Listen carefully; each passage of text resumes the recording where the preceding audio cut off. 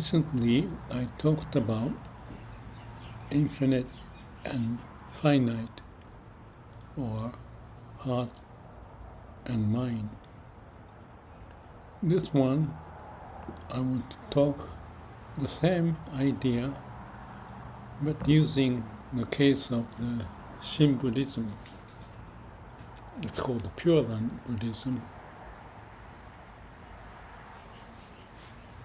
It's very oriented to compassion as opposed to intellect. In one of the videos I mentioned about artificial intelligence or artificial super intelligence, but I wanted it to contrast to artificial compassion, super compassion or super heart. It's corresponding to the mind and heart, or the brain and heart. Brain is to distinguish A to B, life and death, right and wrong, good and bad, beautiful, ugly. But compassion is go beyond that. One is more intellect, the other one is more emotional, if you want to use that word. But those two are like a left brain and right brain. We have those, and the reason for having those, which is like contrasting infinite and finite. Finite in this case is the intellect, and infinite may be more beyond the intellect, perhaps connected to the emotional part. So there's an issue about AI, but on this one I want to just delve into an interesting contrast of Zen and Shin Buddhism. Both originated from the Buddha and spread out in a different sect, and they are like opposite, but I see the core is the same. And Daisetsu Suzuki has written many books, and he is familiar with the Zen, more so in the West, but he was also a professor at Otani University in Kyoto, which is based upon the Pure Land Buddhism or Shin Buddhism. So he's got this viewpoint. Let's see if I can communicate. The source of this is Daisetsu's book, which is more than 100, and this captures under the title called The Fundamental Principle of Shin Buddhism, kind of contrasting to Zen. Again, less intellect and more compassion. So this is a translation from the Japanese, and again I can share this in the description that you can take a look if you're interested. Here we go. In Shin Buddhism, there is a clear distinction between karma and the negation of karma, the defiled land and the pure land, and the sinful mortal bound to birth and death, and the Buddha of infinite life and infinite light, like finite and infinite.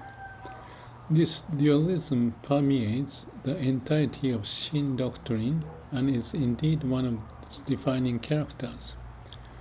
Therefore, Shin Buddhism insists that its followers must fully acknowledge that this world is a defiled realm, and that they themselves possesses nothing but actual or potential evil karma.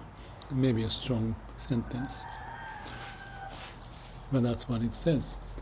For this reason, and this reason alone, believers are taught to entrust themselves wholly to Amida's compassionate salvation, be reborn in the Pure Land, purify themselves of sin and defilement, and ultimately attain perfect enlightenment. Herein lies the fundamental principle upon which all Pure Land teachings stand. Without this principle, Amida and the Pure Land would be of no use. Amida and the Pure Land belong to the realm of a pure consciousness, whereas all sentient beings who cannot help but possess evil karma belong to the world of sensory experience. Those two worlds, Amida and all sentient beings, stand in polar opposition. To enter the Pure Land, one must absolutely abandon the defiled land, and for there is no middle ground. It's like the polar opposite of the finite and infinite, or the mind and heart, as I often call. In ordinary logic, one cannot place one foot in the Pure Land and the other in this defiled world. Yet through prayer it becomes possible. In Pure Land terms, this prayer means deeply believing that one is a sinful mortal bound to birth and death. When this profound faith arises, absolute trust in Amida is established. Shin Buddhism emphasizes the sinful existence of relative beings precisely to direct them toward Amida and his Pure Land.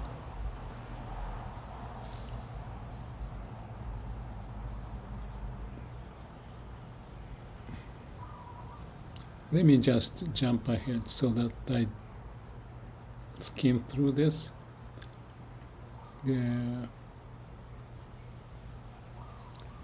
For example, when humans seek of birth and death, or speak of birth and death, it can be said that the Pure Land and the soul have already been conceived. Since the appearance of humans in the natural world, birth and death, causality, karmic retribution, and hell have come into existence, and we are right in the middle of it. In the Pure Land, there is not a trace of shadow. There are no hell beings, hungry ghosts, or animals. Those in Pure Land are practitioners of compassion and, metaphorically, even garlic. They transcend dualities. This defiled world and the Pure Land always stand in opposition, yet one cannot exist without the other. This contradictory opposition is possible precisely because of the contradiction itself. Hence, they can also be called self-identical. That's an interesting word, self-identical. You cannot exist without the other. The Pure Land reflects into this world, and this world reflects into the Pure Land. Because of mutual reflection, scriptures often use the metaphor of a mirror. Since we dwell both in this world, Saha, and the Pure Land, we constantly move between the two, like an infinite and finite, or the mind and heart. This trans-logical state is called faith, the mind of decisive resolution, or the stage of non-retrogression. The passage from there to here and here to there is impossible without horizontal transcendence. It is continuity of discontinuity. There is no Buddhist who only goes to the Pure Land. arrival in the Pure Land is simultaneously departure from it. If one interprets this dualistically, nothing becomes more trivial than the Pure Land. The chanting of Nembutsu, or Namu Amida Butsu, is the act of breaking through the contradictions of human nature. Neither emptiness nor Namu Amida Butsu remains static without movement. Neither this world nor the other will unfold. Thus sentient beings and Buddha, Saha, this world, and the Pure Land emerge from within it.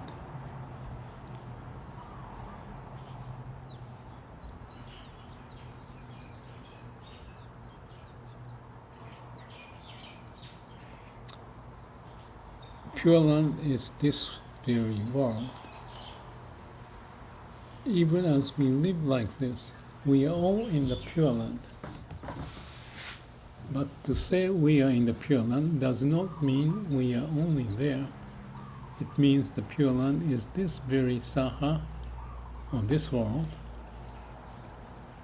From the perspective of being in the Pure Land, everyone is Buddha. They just lack self-awareness of it.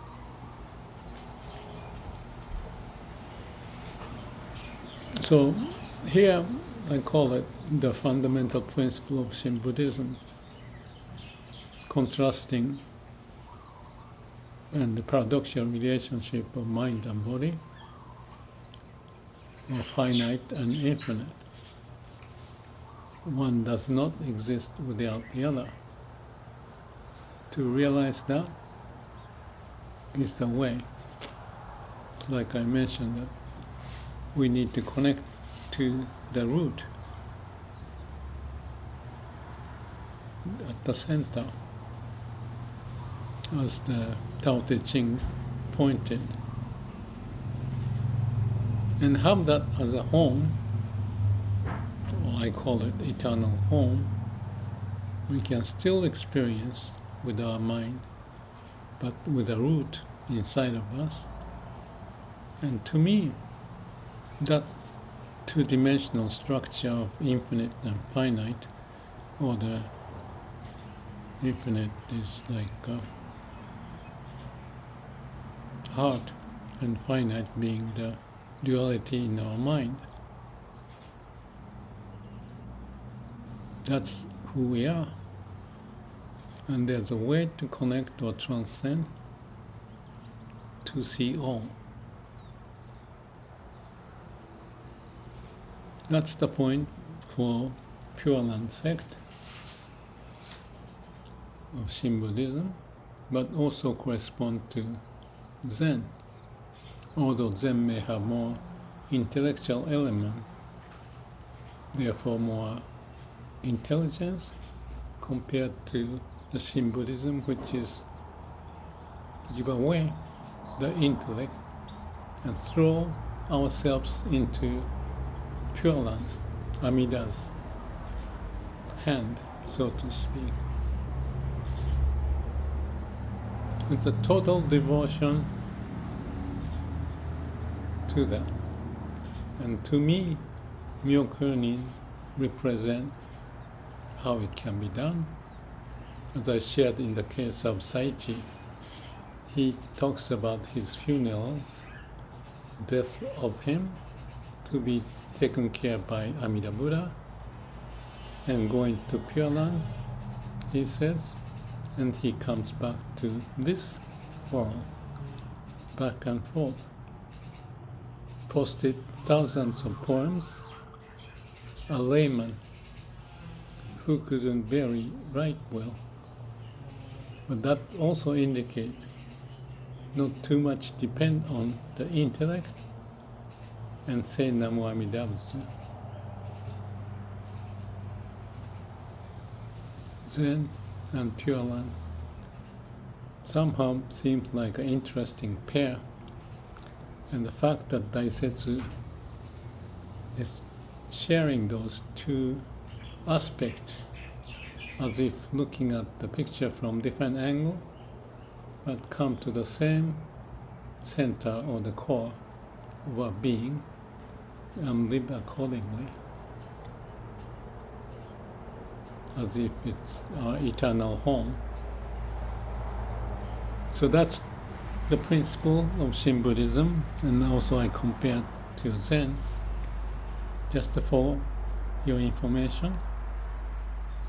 And in this world, with all the internet and the words are passing around with so much information, we may lose that heart to be busy with chasing the information, but not going beyond or underneath to get to the root of who we are. That's a huge challenge for us,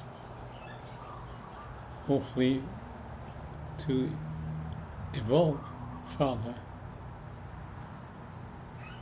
to go beyond the confinement of a mind and have more compassionate sense with the idea like, may all beings be happy. Thank you. May all beings be happy.